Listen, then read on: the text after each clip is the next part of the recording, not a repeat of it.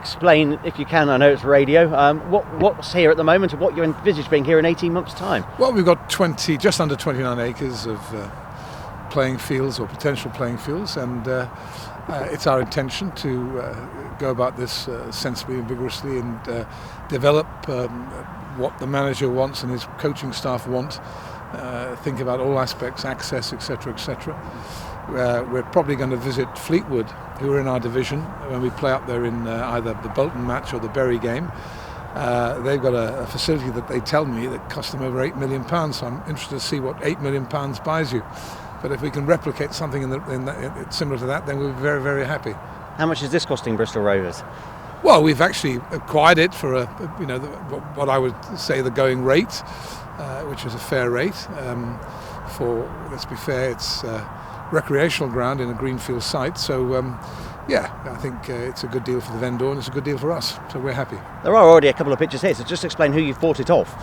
Well, we've bought it off a company called Linmuir, who are effectively a company that develop residential housing in the region, in the area. They'd bought it some time ago. I don't know the reason behind their acquisition, but it may have been that they may have thought it would have been a potential development site. It clearly hasn't been, so it's still recreational, and that's what we're going to use it for. And what made you choose this particular site?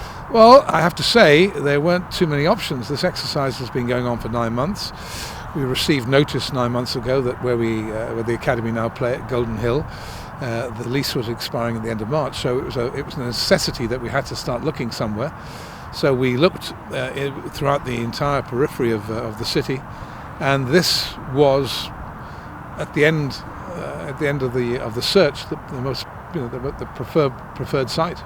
When will Rovers and Darryl Clark be taking his first training session on this site? Well, I think we could possibly have some of it ready to maybe have the odd day here pre-season.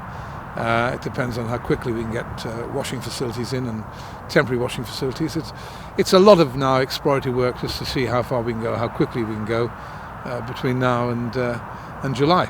And what should a state-of-the-art training ground have? I know pitches, and there'll be a main reception area and changing rooms. What else? I think I'll have a better idea when I see Fleetwood's. I've obviously I've been to the Arsenal, I've been to Chelsea, I've been to many a Premier League's training ground, but I think that's probably on a different planet to what. But I'm interested to see what Fleetwood have done for the money that they've spent. And will this attract players? I imagine you show them around the training ground. I think any decent training facility will always attract players, especially younger players. Their parents can look, they can feel comfortable about it. I think it will be, and it's also in our plan to reintroduce some ladies football here as well and get the Gas Girls underway, and that's another exciting sort of project in mind. And this, if I may say, is the starter. When will you talk about the main course in a stadium, do you think? Well, as I say to everybody, we are still talking, and those conversations, I believe, are very progressive, and I'm very encouraged. So this is stage one. Maybe stage two is not far around the corner. I imagine not a lot's changed since you spoke to Jeff a few weeks ago. We have to be patient. No, I exactly.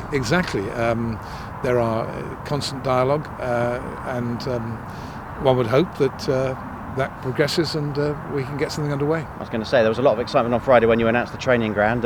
Who knows the scenes when you announce the stadium? Yes, I think it's been in gestation for so long. By the time they announce it, everybody will be so relieved or deflated. They probably think, "God, thank God it's happened." But that'll be another hopeful announcement, which will please everybody. Yeah. And it's about a year anniversary since, of course, the change in ownership at Bristol Rovers. So we are 12 days away from the anniversary. So I think when you look back, Darryl's achieved a promotion. The team have done ever so well in the division so far. We're 10th, but we're only 3 points off the playoffs. We've got some defenders now that defend very, very vigorously and strongly, and I think we're in for another good finish. So this is after just a year.